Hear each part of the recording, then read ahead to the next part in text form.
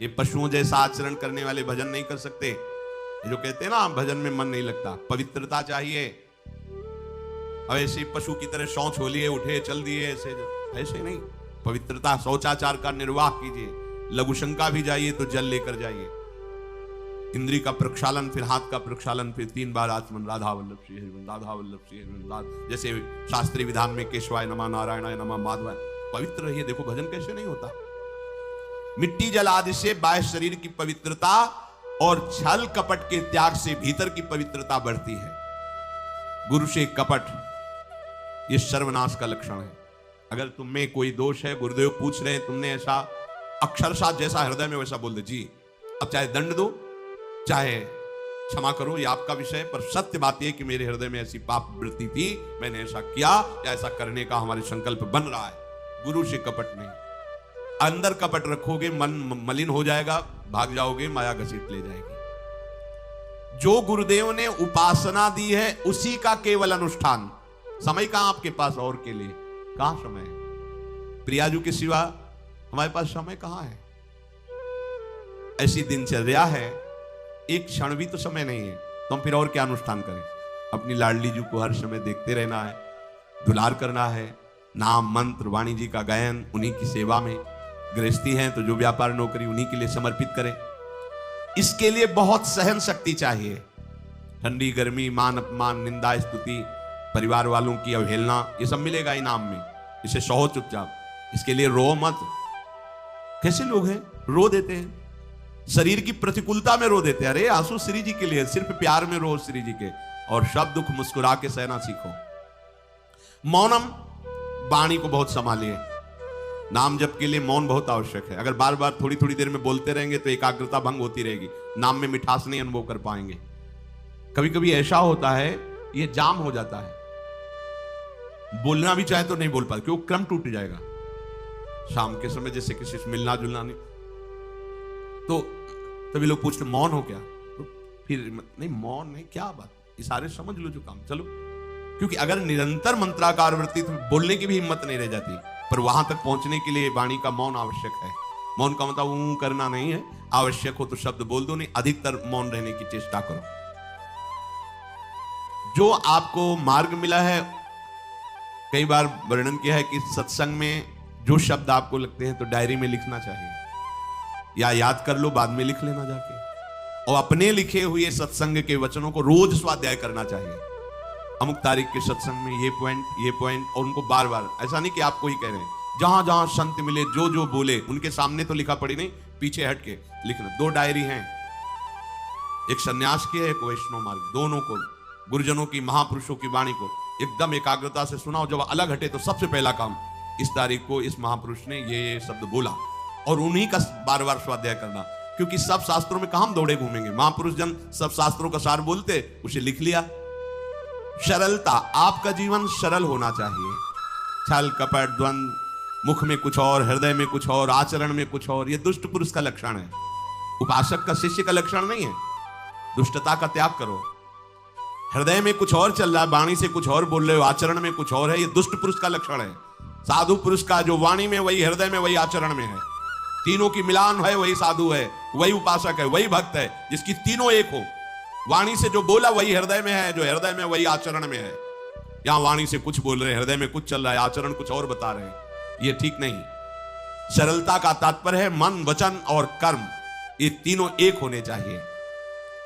अहिंसा, वाणी से शरीर से किसी को भी कष्ट ना पहुंचे, ऐसी अंदर धारणा रखो। वो अपने संकल्प विकल्प करके कष्ट भोगे, उसकी बात, हमारे द्वारा किसी को कष्ट ना पहुंचे, ये हमारी धारणा हो।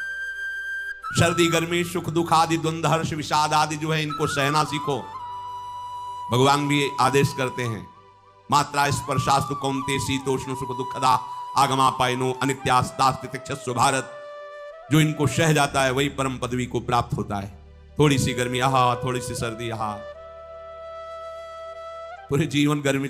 पैर की त्वचा ऐसी हो गई थी कि बबूल का कांटा टूट जाता था, घुसता नहीं था। जीवन में कभी पादुका ही नहीं, तो चमड़ी इतनी मोटी हो गई थी पैरों की। सर्दी गर्मी जैसा आप इसको, आप देखो यहां आप कौन सा स्वेटर पहनते हैं, जीवन में कभी नहीं। सर्दी में क्या होता है, यहाँ ये त्वचा नहीं क्या, हमें तो लगता है काफी सुकोमल अन्य अंगों से यहाँ की त्वचा है, कपोल, नासिका, नेत्र आदि। यहाँ क्या पहनते हो सर्दी में, क्या बिगड़ जाता है? क्योंकि अभ्यास है, गर्भ के बाद निकलने के बाद यहाँ कुछ ढका ही नहीं, यहाँ कुछ नहीं ढका, तो पूरे जीवन ढकने की जरूरत नहीं है।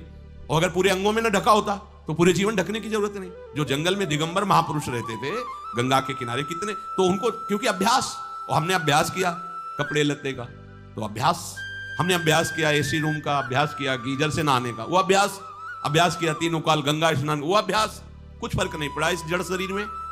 इसको जैसे रखो, तो सहने का अभ्यास, यदि माया से मुक्त होना है तो सहने का अभ्यास रखो। ये जरा में ओह बहुत गर्मी, ये नहीं उपासक, गर्मी है ठीक है, शरीर का धर्म है, तो केंद्रीय में ताप लग रहा है ठीक है, राधा राधा राधा। आप कहोगे प्रवचन करने से नहीं होता, कभी बिजली नहीं रखी इस दाम में, कटवा के रखे थे, बिल्कुल नहीं। जितनी देर होश रहा आंख का हाथ से पंखा कर लिया, नहीं तो बस राधा राधा राधा, जो मिला मांग के खाया, कुछ आसन पे ले। प्रवचन ही केवल नहीं रहे, अब तो जैसे जोई जोई प्यारो करे सोई मुई भावे, नहीं, जानबूझ करके अपने शरीर को अधीन नहीं करना चाहिए। सुविधाओं की अधीनता, तुम भोगता नहीं, सुविधाएं तुम्हें भोग रही हैं। जितना तुम सुविधा भोगी बन जाओगे उतना तुम कमजोर हो जाओगे।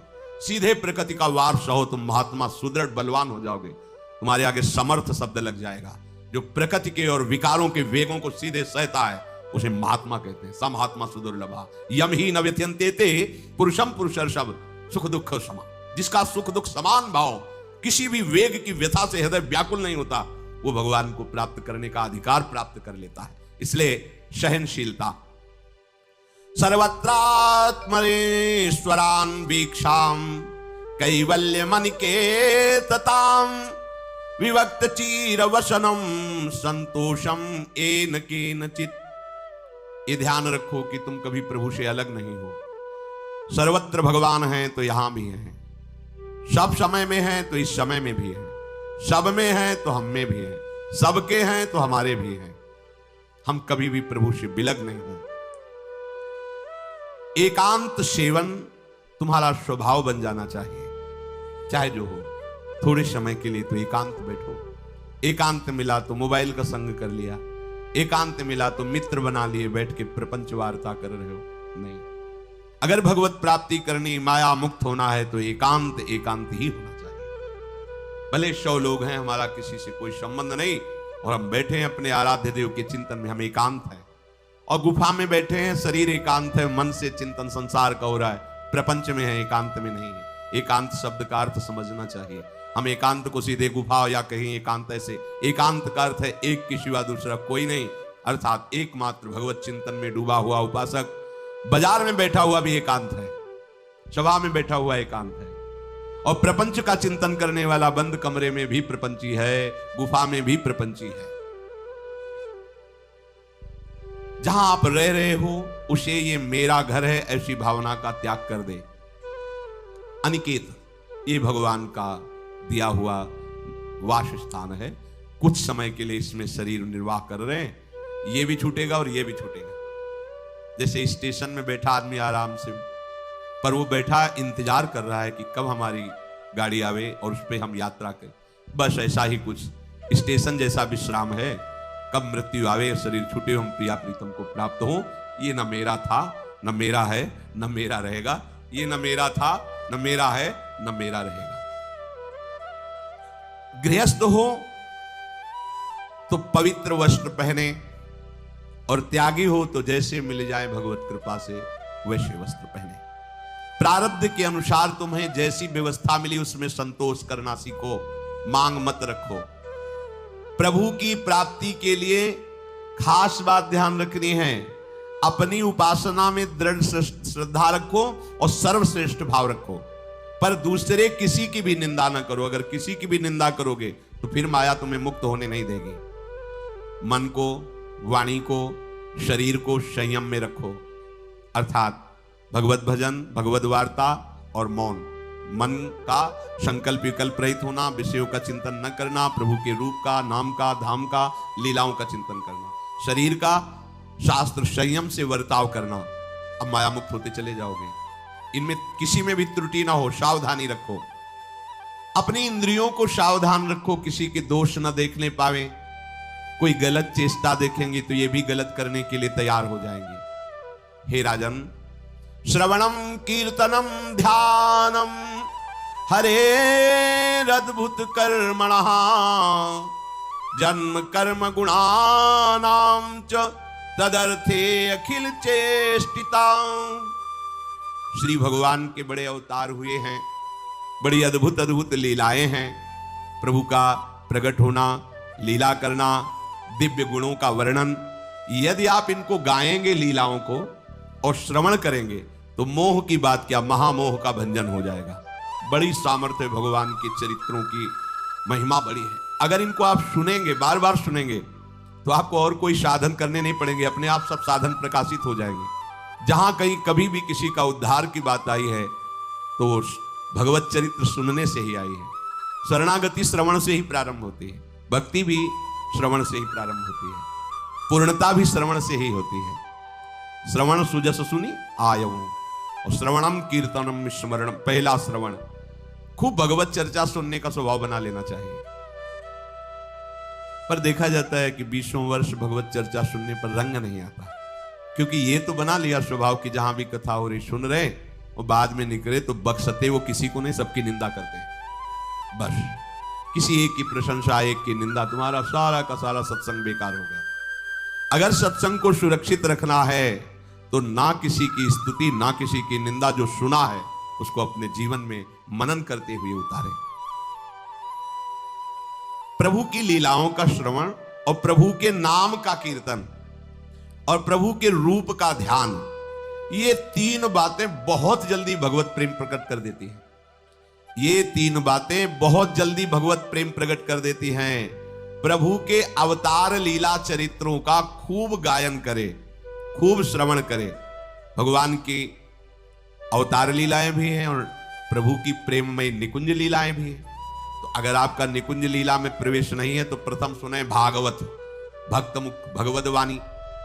भगवान के अवतारों का, भगवान की अवतार लीलाओं का श्रीमद् भागवत में खूब बढ़िया वर्णन है। पढ़ो, सुनो, क्या होगा इससे? मोह का नाश हो जाएगा। दूसरी बात, नाम कीर्तन, ये तो महान अमृत है। बिल्कुल विश्वास कर लो, नाम कीर्तन अमृत है।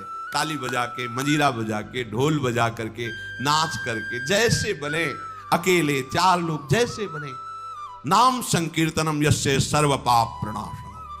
देखो, भगवत चर्चा ने महामोह का नाश कर दिया और भगवान नाम कीर्तन ने सब पापों का नाश कर दिया।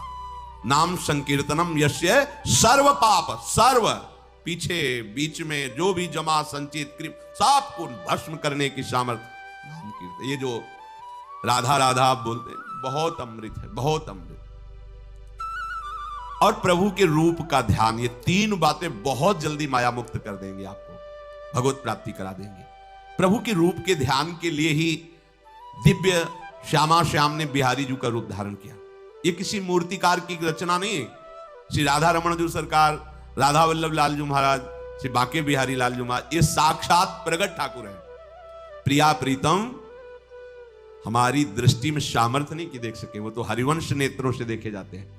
निकष कुंज ठाड़े भये भुजा परस्पर अंश, श्री राधा वल्लभ मुख कमल निरख नयन हरिवंश। हरिवंश नेत्र प्रकट हो जाएंगे, आश्रित जन हो, चिंता की बात नहीं। पर ये जो रूप प्रकट है, इसके ध्यान में तो तुम्हें कोई श्रम नहीं करना। बिहारी जी महाराज, राधा वल्लभ जी महाराज, राधा रमण जी महाराज, भर नेत्र देखो और अपने नेत्र के कैमरा से खींच लो फोटो। अब आप फिर इधर देखो, उधर वैसे ही खड़े नजर आ रहे, वैसे मुस्कुराते हुए दिखाई दे। हर समय वही आदेश कर रहे हैं हरिवंश महाप्रभु, सब सोहित निष्काम मति, श्री वृंदावन विश्राम, श्री राधा वल्लभ लाल को हृदय ध्यान, मुख नाम। राधा वल्लभ लाल का ध्यान करो और राधा वल्लभ श्री हरिवंश बोलो तो तुम्हारी मति निष्काम हो जाएगी, तुम्हें अखंड वृंदावन वास मिल जाएगा। प्यारे जी तुम्हें प्यारे लगने लगेंगे। ये तीन बातें आपको निश्चित भगवत प्राप्ति करा देंगे। इष्टम दत्तम तपोजप्तम व्रतम यच्चात्मनः प्रियम दारान श्रुतान गृहान प्राणान यत् परस्मै निवेदनम। जो भी तुम्हारे द्वारा यज्ञ दान तप अथवा जप सदाचार, ये सब प्रभु को अर्पित कर दो, अविनाशी हो जाएगा। प्रभु को अर्पित कर दो जो भी तुम्हारे द्वारा होता है। हे प्रियालाल, आपकी प्रसन्नता के लिए फिर दोबारा कह रहे हैं, स्त्री पुत्र घर जीवन और अपने प्राणों का मोह त्याग करके, प्राणों का मोह त्याग कर। यहां पूरा समाज वैसे ही सब बैठा है हृदय में। देखो, जिस मार्ग में चलना उसे समझो।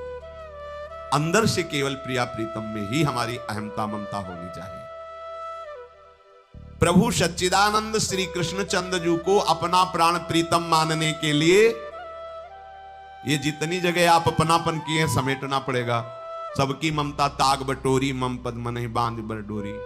लाडली लाल के लाडले तो कोई बिरले दिखाई देते हैं, प्रिया प्रीतम के जन तो कोई बिरले दिखाई देते हैं। नहीं धन बल, परिवार बल, बुद्धि बल, वही घसर करके चले जाते हैं। अरे यहां तप बल भी काम नहीं करता, और बल तो जाने दो। यहां हारे को हरे नाम, हार गए, गले पड़ गए। गले पड़ जाओ, बढ़िया इसी जन्म में कल्याण हो जाएगा। गले पड़ जाने का मतलब, जैसे कोई गले पड़ रहा हो तो उसका मतलब समझते हो, मारो पीटो गाली दो भगाओ, नहीं भागे, वो गले पड़ गए। बोले अब क्या करें, गले ही पड़ गए, आप क्या करें। ऐसे ही पूज्य श्री स्वामी राम सुखदास जी महाराज कहते, श्री कृष्ण के गले पड़ जाओ भैया, इसी जन्म में तुम्हारा कल्याण। भगवान के गले पड़ जाओ।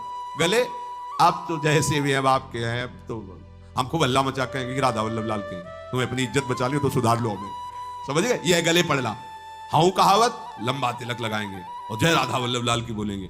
और आपके लायक तो हम हैं नहीं। अब आपको अपने लायक बनाना कि आपका दास कैसा होता है, तो आपको बनाने के लिए कोई मशीन की जरूरत नहीं, आप ऐसे बना दोगे, बना देना। अब आपके गले पड़ गए, आप ही हमारी इज्जत हो, आप ही हमारे जीवन हो। अपनी इज्जत संभालनी हो तो हमें संभाल लेना। वो संभाल लेते हैं। वो मच्छर को ब्रह्मा बना देते हैं, घोर पापी को ब्रह्म ऋषि बना देते हैं। उनके लिए कोई दुर्लभ बात नहीं। पर जब तक अहंकार है तब तक उनकी तरफ से ये प्रोसेस शुरू नहीं होता। जब हार गया और गले पड़ गए, फिर वो बड़े बड़े महात्माओं के द्वारा भी बंधनीय हो जाते हैं। यदि इसी जन्म में भगवत प्राप्ति करनी है तो ये काम तो आपको बड़ी जल्दी कर लेना है। जहां जहां हमारी ममता है उसे प्रभु के चरणों में लगानी ही पड़ेगी। चूक करोगे, वही ममता की डोर मन को घसीट लेगी और अगले जन्म का विधान बना देगी। यदि आपको इसी जन्म में भगवत प्राप्ति करनी है तो सबकी ममता ताग बटोरी, मम पद मन ही बांधी बरडोरी। एवं कृष्णात्मनाथेषु मनुष्येषु च सौहृदम परिचर्यां चोभयत्र महत्सु नृषु साधुषु। और ये सब सहजता पूर्वक तब हो जाएगा जब किसी संत महापुरुष का आश्रय ले लोगे। जिन संत महापुरुषों ने अपने समर्पण के प्रभाव से, भजन के प्रभाव से सच्चिदानंद भगवान श्री कृष्ण को अपनी आत्मा के रूप में साक्षात्कार कर लिया है, यदि उनसे प्रेम हो जाए, संतों से प्रेम होना संतों से बड़ा कठिन है। अभी कोई मुस्कुरा के तुमसे कह दे कि कई दिनों से हम तुम्हें देख रहे थे या देख रही थी, बस तुम्हारे मन को कोई निग्रह विग्रह करने की जरूरत नहीं, वो घसीट जाएगा। वो बड़े भाग्यशाली हैं जिन्होंने संतों से प्रेम किया। यहां कह रहे हैं ये जितनी बातें बताई गई, दया, तितिक्षा, मौन, मनोनिग्रह, इंद्रिय निग्रह, परिवार की ममता का त्याग, भगवान से अपनापन, भागवत धर्म का प्रादुर्भाव होना, ये एक साथ सब हो जाएंगे केवल तुम्हें गुरु चरणों से प्रेम हो जाए, संत चरणों से प्रेम हो जाए। क्योंकि उन्होंने सच्चिदानंद स्वरूप भगवान कृष्ण को अपने प्रेम बल से अधीन कर लिया है।